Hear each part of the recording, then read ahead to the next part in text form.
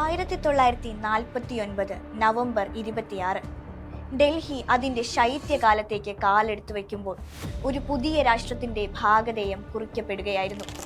ലോകത്തിലെ ഏറ്റവും വലിയ ജനാധിപത്യ രാജ്യത്തിന്റെ ആണിക്കല്ലായ ഭരണഘടന നമുക്ക് സമർപ്പിച്ചുകൊണ്ട് ഭരണഘടനാ നിർമ്മാണ സഭയെ സാക്ഷി നിർത്തി ഡോക്ടർ BR അംബേദ്കർ ഇങ്ങനെ പറഞ്ഞു: 1950 ജനുവരി 26 വൈരുദ്ധ്യങ്ങൾ നിറഞ്ഞ ഒരു ജീവിതത്തിലേക്കാണ് നമ്മൾ ചുവടുവെക്കുന്നത്.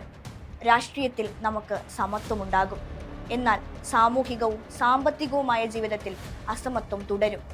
ഈ വൈരുദ്ധ്യം എത്രയും വേഗം നമ്മൾ അവസാനിപ്പിക്കണം. ഇല്ലെങ്കിൽ ഈ അസമത്വം അനുഭവിക്കുന്നവർ നമ്മുടെ പൊളിറ്റിക്കൽ ഡെമോക്രസിയുടെ ഈ വലിയ ഗോപുരത്തെ തകർത്തെറിഞ്ഞേക്കാം. റിപ്പബ്ലിക് എന്നത് ഒരു ട്രോഫിയല്ല, മറിച്ച് അതീവ ജാഗ്രതയോടെ നടന്നു തീർക്കേണ്ട ഒരു ടൈറ്റ് റോപ്പാണെന്ന് അദ്ദേഹത്തിന് അറിയാമായിരുന്നു. ആ വാക്കുകൾക്ക് ഇന്നും ഒരു ഹൃദയമിടിപ്പിന്റെ വേഗതയുണ്ടെന്ന് മനസ്സിലാക്കണമെങ്കിൽ ആ ജനുവരിയുടെ പുലരിയിലേക്ക് നമ്മെ എത്തിച്ച ചോരയുടെയും മഷിയുടെയും ചരിത്രം നമ്മൾ അറിഞ്ഞിരിക്കണം. നൂറ്റാണ്ടുകളോളം ഇന്ത്യ രാജാക്കന്മാരുടെയും പ്രജകളുടെയും നാടായിരുന്നു.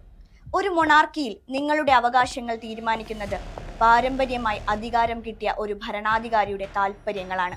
എന്നാൽ ഒരു റിപ്പബ്ലിക്കിൽ രാജ്യത്തിന്റെ തലവൻ നമ്മളിൽ ഒരാളാണ്, നമ്മൾ തിരഞ്ഞെടുത്ത ഒരു പ്രതിനിധി. ഒരു ഡെമോക്രാറ്റിക് റിപ്പബ്ലിക്കിൽ അധികാരം സിംഹാസനത്തെ കേന്ദ്രീകരിച്ചല്ല, മറിച്ച് ജനങ്ങളെ കേന്ദ്രീകരിച്ചാണ്. ഇവിടെ ആരും ഭരിക്കാൻ ജനിക്കുന്നില്ല, ആരും അടിമയാകാനും. നമ്മുടെ ഈ യാത്ര 1947 തുടങ്ങിയതല്ല, അത് 1857 സ്വാതന്ത്ര്യത്തിന് വേണ്ടിയുള്ള ഒരു മുറവിളിയായാണ് ആരംഭിച്ചത്.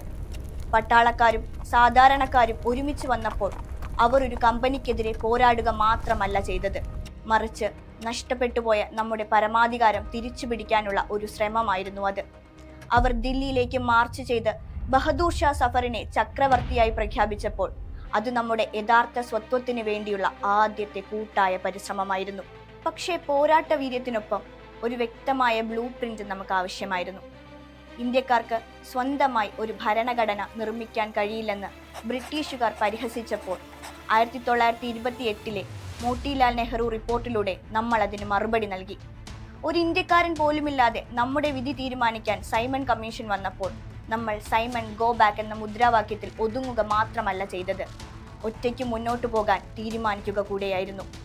1929 ഡിസംബർ 31 കൊടും തണുപ്പുള്ള അർദ്ധരാത്രിയിൽ രവി നദിക്കരയിൽ ജവഹർലാൽ നെഹ്റു ത്രിവർണ പതാക ഉയർത്തി. അത് വെറും ഒരു ഡൊമീനിയൻ സ്റ്റാറ്റസിന് വേണ്ടിയായിരുന്നില്ല, മറിച്ച് പൂർണ്ണ സ്വരാജിലേക്കുള്ള ചുവടുവയ്പായിരുന്നു. ആ പ്രഖ്യാപനത്തിനായി അവർ തിരഞ്ഞെടുത്ത തീയതിയായിരുന്നു 1930 ജനുവരി 26. ദണ്ഡിയിലെ ഉപ്പു സത്യാഗ്രഹം മുതൽ 1942 ക്വിറ്റ് ഇന്ത്യ വരെ ആ പോരാട്ടം ആളിപ്പടർന്നു. ക്യാബിനറ്റ് മിഷൻ വന്നുപോയി. 1935 ഗവൺമെന്റ് ഓഫ് ഇന്ത്യ ആക്ട് അപ്രസക്തമായി. ഒടുവിൽ ബ്രിട്ടീഷ് സാമ്രാജ്യത്തിനുമേൽ സൂര്യൻ അസ്തമിച്ചു. പക്ഷേ റിപ്പബ്ലിക്കിന്റെ ജനനം അഗ്നി കൊണ്ടായിരുന്നു. വിഭജനത്തിന്റെ വേദന ഭൂപടത്തിൽ വലിയൊരു മുറിവുണ്ടാക്കി. എന്നിട്ടും ആ കനലുകൾക്കിടയിലും ഡ്രാഫ്റ്റിംഗ് കമ്മീഷൻ അവരുടെ ദൗത്യം തുടങ്ങി. 2 വർഷവും 11 മാസവും 18 ദിവസവും അവർ ഓരോ വാക്കുകൾക്ക് വേണ്ടിയും വാദപ്രതിവാദങ്ങൾ നടത്തി. ലോകത്തിലെ മികച്ച ഭരണഘടനകളെല്ലാം അവർ അതിനായി പരിശോധിച്ചു. ബ്രിട്ടനിൽ നിന്ന് പാർലമെന്ററി സിസ്റ്റവും, അമേരിക്കയിൽ നിന്ന് ഫണ്ടമെന്റൽ റൈറ്റ്സും ജുഡീഷ്യൽ റിവ്യൂവും, ഫ്രാൻസിൽ നിന്ന് ലിബർട്ടി, ഇക്വാലിറ്റി, ഫ്രട്ടേണിറ്റി എന്ന ആശയങ്ങളും, അയർലൻഡിൽ നിന്ന് ഡയറക്റ്റീവ് പ്രിൻസിപ്പിൾസും നമ്മൾ കടമെടുത്തു. 1949 നവംബർ 26 ഈ ഭരണഘടന നമ്മൾ അംഗീകരിച്ചു. കൃത്യം 2 പതിറ്റാണ്ടുകൾക്ക് മുമ്പ് രവി നദിക്കരയിൽ ഇന്ത്യ കണ്ട ആ പൂർണ്ണ സ്വരാജ് എന്ന സ്വപ്നത്തോടുള്ള ആദര സൂചകമായി 1950 ജനുവരി 26 വരെ നാം കാത്തിരുന്നു. ആയിരക്കണക്കിന് ജനങ്ങളെ സാക്ഷി നിർത്തി 31 പീരങ്കികളുടെ ഗംഭീരമായ അകമ്പടിയോടെ ഡോക്ടർ രാജേന്ദ്ര പ്രസാദ് അന്ന് ദേശീയ പതാക ഉയർത്തി. അതോടെ ഭാരതം ഒരു സോവറിൻ സോഷ്യലിസ്റ്റ് സെക്യുലർ ഡെമോക്രാറ്റിക് റിപ്പബ്ലിക്കായി മാറി. നമ്മുടെ ഭരണഘടന ഒരു ജീവനുള്ള ശരീരമാണ്.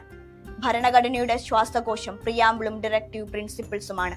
അതാണ് നമ്മുടെ സാമൂഹികവും സാമ്പത്തികവുമായ ലക്ഷ്യങ്ങൾക്ക് പ്രാണവായു നൽകുന്നത്.